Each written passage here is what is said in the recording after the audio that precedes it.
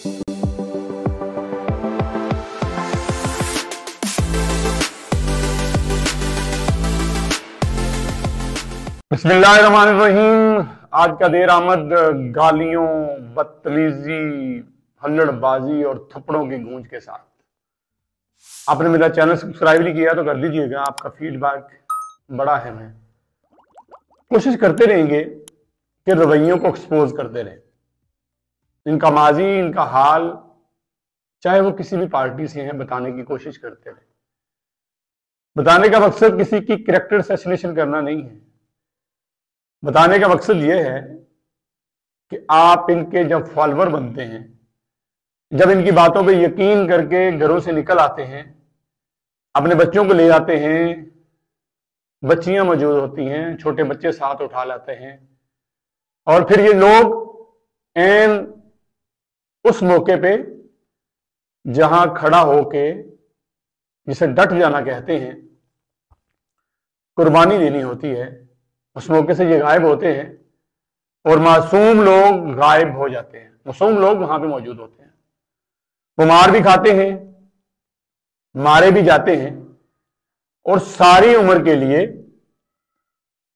एक ऐसे जंजाल में फंस जाते हैं। जंजाल मैंने इसलिए कहा कि जिसका एक बार नाम मुतलका थाने में या किसी ऐसी लिस्ट में आ गया कि ये फलां जलसे में, फलां जुलूस में, फलां किसी इज्तिमा में जिसकी वजह से इंतशार फैला या कोई बदमजगी फैली, चाहे वो किसी भी पार्टी का हो, फिर जब जब उस पार्टी ने अनाउंस करना है, उस पूरे घर के लिए, उस पूरे खानदान के लिए मुश्किल होती है, क्योंकि लिस्ट में नाम होता है और पुलिस सबसे पहले उसके घर रेड करती है कि ये फिर कहीं उस मजबे में ना पहुंचे। जी हां, आपने टीवी स्क्रीन पे आज पाकिस्तान के मीडिया, मेरे समेत हमारे पास और वो खबरें ही नहीं है। हम नहीं बात कर सकते कि पाकिस्तान के अंदर इन्वेस्टमेंट कहां हो सकती है। हम नहीं बात कर सकते कि पाकिस्तान के अंदर क्रिकेट के अलावा और कौन सी स्पोर्ट्स है और क्या किया जा सकता है। हम नहीं बात कर सकते कि हमारे आज भी बच्चे दूर दराज से स्कूल में पढ़ने जाते हैं और कामयाबियों के झंडे गाड़ते हैं। हम नहीं बात कर सकते कि लाखों पाकिस्तानी दूर दरार दूसरे वतनों में, दूसरे मुल्कों में, अपने वतन से दूर, अपने घर के लिए, अपनी फैमिली के लिए रोजगार कमाते हैं और पाकिस्तान के अंदर गैर मुल्की करेंसी बेचते हैं। हमें इन पर बात नहीं करनी, हमें बुरी बातें करनी है। आज मोहतरम जनाब फवाद चौधरी साहब ने एक बार फिर थप्पड़ मारा है। ये उनका पहला थप्पड़ नहीं है, और सच बात तो यह है कि उनका थप्पड़ का जवाब किसी ने थप्पड़ से दिया नहीं, इसलिए वो आगे बढ़ते हैं। उनकी जबान भी बड़ी तेज है, क्योंकि उनके पास इल्म का जखीरा है। वो एक वक्त वो सियासतदान भी हैं, वकील भी हैं, सहाफी हैं। जब इतने सारे गुण एक बंदे में हों तो फिर इस मुल्क में तो उससे बड़ा बादशाह ही नहीं। और सबसे बड़ी बात यह है कि वो मिन्नत भी बड़ी अच्छी कर लेते हैं, जिसकी वजह से आज वो अपनी उस पार्टी से बाहर हैं जिसके वो वफाकी वजीर इत्तलात थे, बल्कि अकले कुल थे। आज जो हम मीडिया पे बहरान या मीडिया के हवाले से बातें करते हैं, इसमें सबसे बड़ा हाथ मोहतरम फवाद चौधरी साहब का रहा। उनका फरमाना था कि जरूरत ही नहीं इस मीडिया की, सहाफत की, सहाफी की। हम जो कह देते हैं वही सब कुछ ठीक होता है और उसी को चला दे। अपने दौर में उनका लहजा, उनका स्टाइल किसी फरौन से कम नहीं था। लेकिन वक्त बदला, हालात बदले, इमरान खान साहब को पकड़ लिया गया, उसके बाद 9 मई हुआ। 9 मई के बाद असल रंग सामने आए कि कौन कहां खड़ा है और कितना कोई वफादार है। वो फवाद चौधरी साहब जो प्रेस कॉन्फ्रेंस करके अपनी जान छुड़ा के अमन और सुकून से रह रहे थे, अब उनको फिर शौक चढ़ा है कि पाकिस्तान तहरीक इंसाफ की नुमाइंदगी करूं और इमरान खान से मिलने के लिए जाते हैं, क्योंकि उनके भाई फैसल चौधरी जो है वो एक्टिव हैं, वो लायंस की टीम में मौजूद हैं, वो मीडिया से गुफ्तगू करते हैं, हर दूसरे प्रोग्राम में आप पे नजर भी आते हैं। आज फवाद चौधरी साहब ने शेब शहीन पे हमला किया, उनको थप्पड़ मारा और उसके बाद कमीना, बगैरत, दल्ला, भगोड़ा, पता नहीं क्या क्या अल्फाज शोएब शाहीन साहब ने उसके लिए इस्तेमाल किए हैं। टाउट, स्टैब्लिशमेंट का टाउट बोला उनको। उनके बकौल के उन्होंने भी उसकी खूब धलाई की और फवाद चौधरी को उनकी बेगम ने आके छुड़ाया। यह कहना है शोएब शाहीन साहब का। थप्पड़ वो कहते हैं मुझे मारा क्योंकि मुझे इल्म नहीं था कि ये इस इरादे से आ रहा है। उसने मुझे थप्पड़ मारा, उसके बाद मैं और मेरे लोगों ने इसे जमीन पे गिराया और अपनी खूब कसर निकाली। इसकी बेगम ने आती तो हम इसे और मारते। इसकी बेगम आई, हमें उस बहन का हया था, वो उसको लेके चली गई।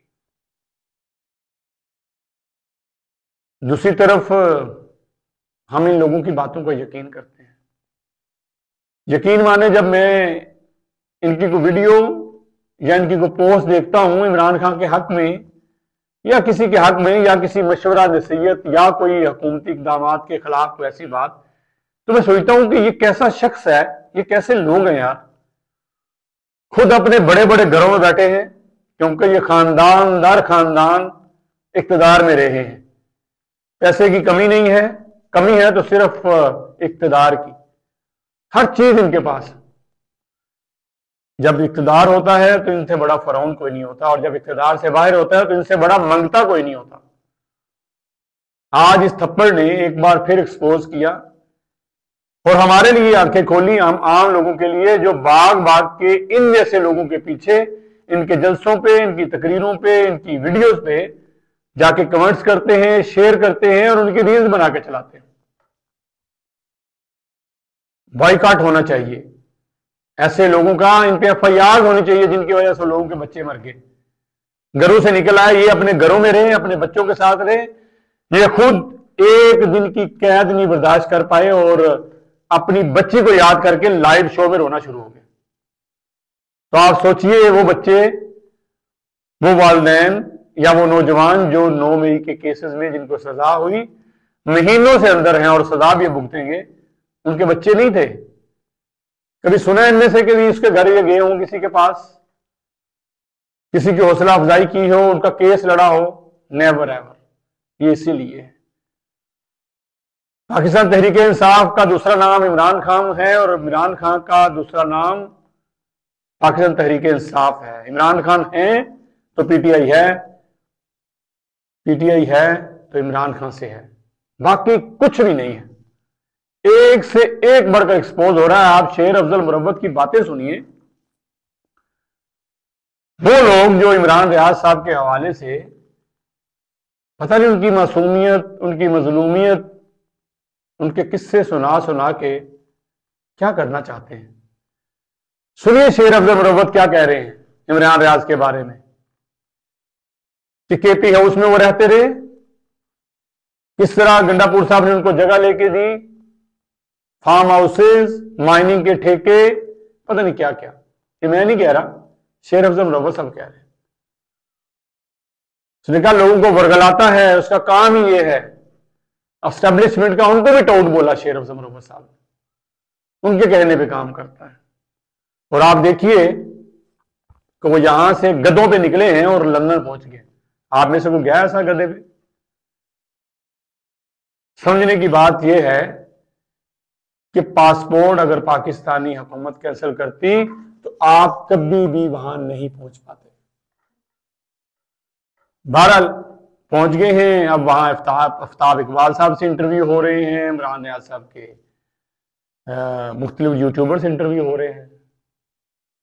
माजी क्या है, हकीकत क्या है, वो जुबान जो मुरव्वत साहब कहते हैं कि बंद हो गई थी, चलना बंद हो गई थी, वो एक हफ्ते बाद कैसे ठीक होगी? किससे इलाज कराया, कौन सा डॉक्टर है? ये मुझे जवाब नहीं आपने देना, शेर अफजल मुरव्वत को देना है।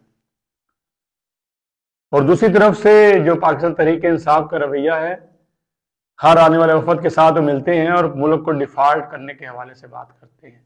आम सामीन के लिए बता रहा हूं कि डिफॉल्ट क्या है। खास लोगों को तो पता है डिफॉल्ट क्या, उनको परवाह भी नहीं है। उनका डिफॉल्ट हो भी जाएगा, उनको 25-30 हज़ार की एक रोटी भी लेनी पड़ी तो वो ले लेंगे, खा लेंगे, उनका गुजारा हो जाना है। गुजारा हम जैसों का नहीं होना। डिफॉल्ट में तमाम ममालिक से आपका राब्ता खत्म, आपकी सप्लाई खत्म, डॉलर्स खत्म, एयरलाइंस बंद, मेडिसिन की आमद दरामद बंद, आपकी तिजारत बंद। और डिफॉल्ट का मतलब ये कि गली मोहल्ले में से कोई भी उठे और ये जाने के आपके घर में दाने पड़े हैं, रोटी पड़ी है, वो आपको गला घोंटेगा, मारेगा और अपनी रोटी उठा के ले जाएगा। उसके हवाले से ये लोग बात करते हैं। क्यों क्यों लोगों से जज्बात से खेला जा रहा है? एक पार्टी जिससे उम्मीद लगी कि अपोजिशन है या हुकूमत में है, एक पार्टी आ गई तीसरी पार्टी के तौर पे, पीपल्स पार्टी और नून लीग के साथ, बाकी भी हैं, लेकिन चल एक बड़ी पार्टी जिसकी नुमाइंदगी तमाम सूबों कश्मीर और गिलगित में मौजूद है, एक पार्टी आ गई। अब उस पार्टी को ये नाम नहाद रहनुमा, जिसके हवाले से जराए बताते हैं कि सवाए इनका आपस में लड़ाई का और कोई काम नहीं, आज खान बाहर आज ये सब जीरो हैं, इनको कोई पूछेगा भी नहीं। खान के पास जाते हैं 5 लोग, उसको कुछ हकायक बताते हैं, दूसरा कुछ बताता है। जैसे शेर अफजल मुरव्वत साहब ने कहा कि मेरा खान जो है वो इन्फ्लुएंस में आ जाता है, वो बात सुन लेता है, फौरन से बात मान लेता है। उनका कहना है कि जब मैं मिलूंगा तो मेरी बात भी मान लेंगे। पूरी कौम को इस तरफ लगा दिया है, कोई बंदा बात करने को तैयार नहीं। बात करें लड़ने को आते हैं, बंदा खुद लड़ पड़ता है, ये नहीं कि आपका मुकाबल ही, जब कोई लड़ता है उसको जवाब भी मिल जाता है। एक अनारगी, एक तकलीफ, एक परेशानी हर वक्त, और ऊपर से ये फवाद चौधरी साहब ने जो आज कारनामा सर अंजाम दिया है। बताने का बस मकसद इतना है तमाम उन नौजवानों के लिए, तमाम उन माओ बहनों के लिए, उन वालिदैन के लिए कि खुद पे कंट्रोल कीजिए। इनकलाब लाने के और भी बहुत से तरीके हैं। इन झूठे लीडर्स के पीछे अपनी जवानियां, अपना बुढ़ापा, अपनी इज्जत पमाल ना कीजिए। और सबसे बड़ी बात, अपने पाकिस्तान को बदनाम ना कीजिए, अपने पाकिस्तान के हवाले से बुरा न लिखिए। आज के लिए इतना ही। अपना फीडबैक दीजिएगा, चैनल को सब्सक्राइब नहीं किया तो कर दीजिएगा। इजाजत दीजिए, अल्लाह हाफिज।